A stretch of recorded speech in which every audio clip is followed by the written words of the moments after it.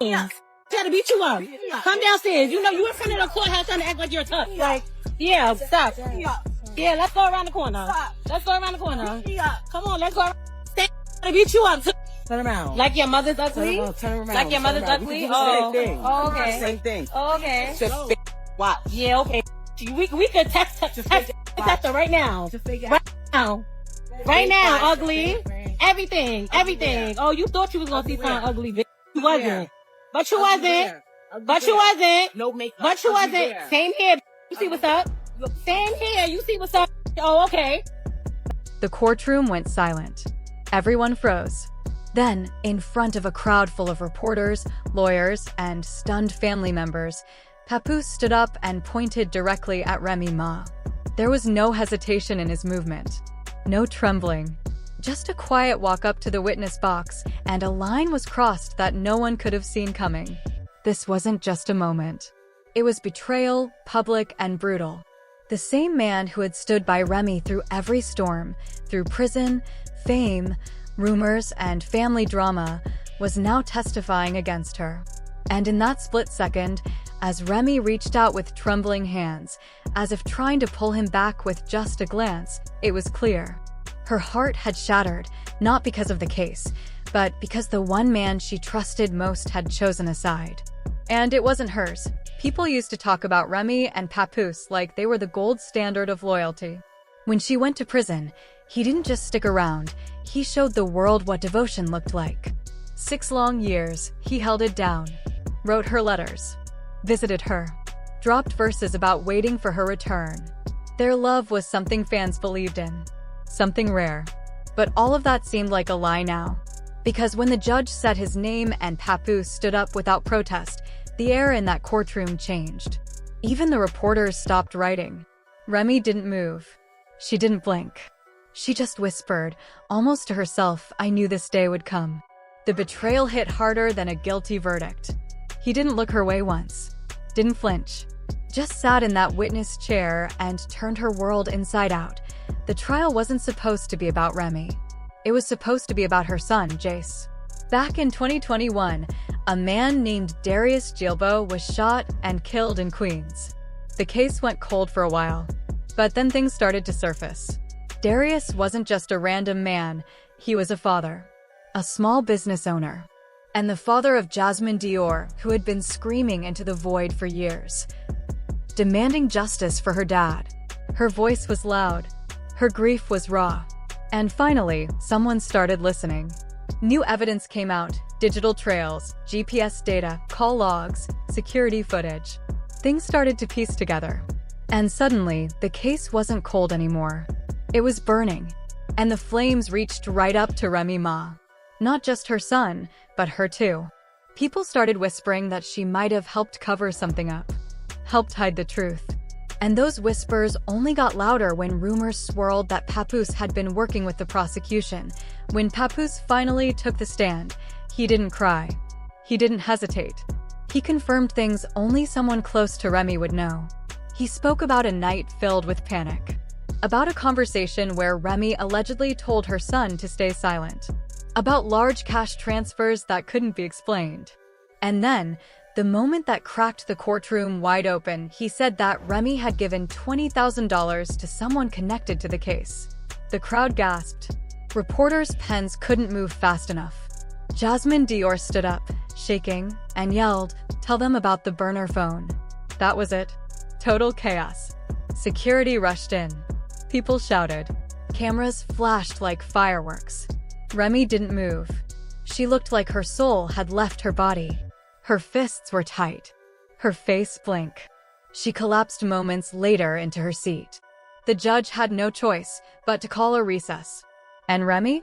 She just sat there, quiet. Broken.as people spilled out of the courtroom. The tension followed. Jasmine Dior didn't miss a beat. She walked right up to Remy in the hallway, surrounded by cameras, and said loud enough for everyone to hear, "Your son took my father. Now your husband's taking your soul." Remy, barely able to stand, looked like she wanted to fight back. But instead, she whispered something low and chilling. "This isn't over." And with that, she walked outside. But it didn't end there. Moments later, someone recorded Remy on the phone, yelling with rage, if he wants war, he's got it. Tell my lawyer to pull every email, every message. No names were dropped. But everyone knew she was talking about Papoose. That betrayal had gone nuclear. And then, as if it couldn't get more dramatic, a black SUV pulled up. No plates. Tinted windows. Remy saw who was inside, froze, then got in without a word. For hours, she disappeared. Nobody knew where she went. Later that night, a voice recording leaked online. It was allegedly Remy, talking inside that SUV. Her voice was low, shaking. And the words? Even worse. He's not going to ruin me.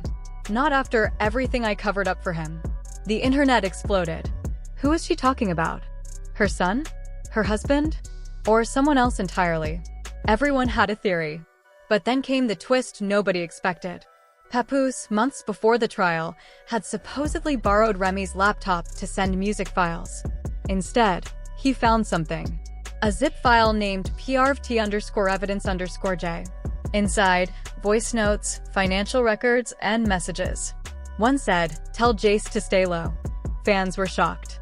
Did Remy really hide all that? And if Papoose found it, did he use it against her in court? Jasmine Dior wasn't done either. She went live on Instagram, standing in front of a growing crowd outside the courthouse. She held up a cheap-looking burner phone and said, "This is what they didn't want y'all to see." Then, she played a voicemail. The voice sounded distorted, but familiar. And what it said had people shaking. They can't trace it to Jace. He wore gloves. You know that. The internet lit up. Some believed it was Remy. Others said it was fake. A setup. But one thing was clear, the line between guilt and protection was blurring. Was Remy a criminal? Or just a mother trying to protect her son? And where was Papoose in all this? Silent. He didn't deny the leaks. In fact, a former assistant said he gave the DA a hard drive titled "Rem for You." Fans called it cold. Some said it was closure.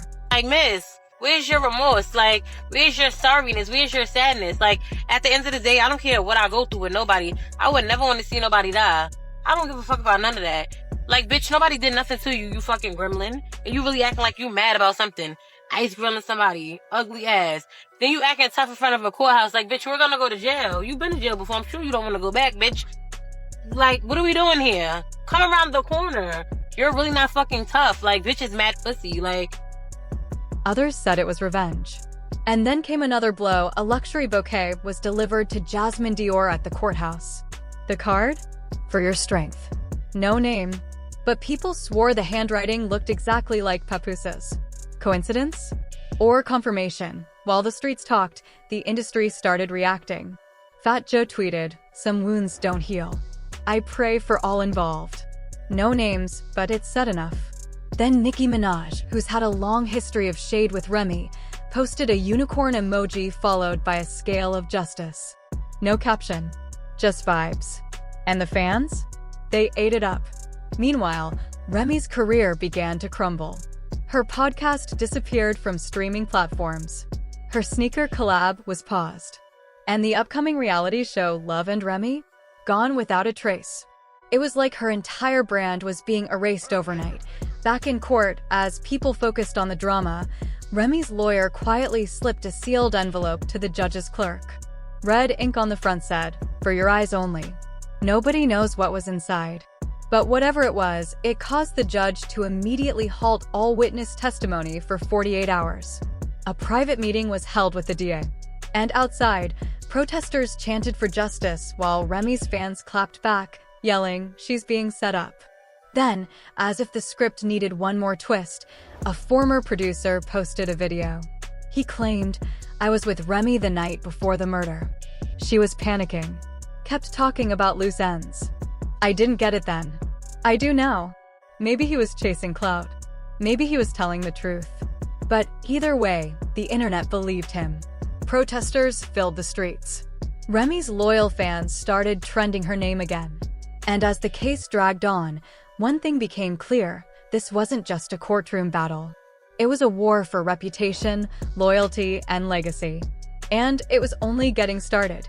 This case is unraveling faster than anyone expected, and the lines between loyalty and betrayal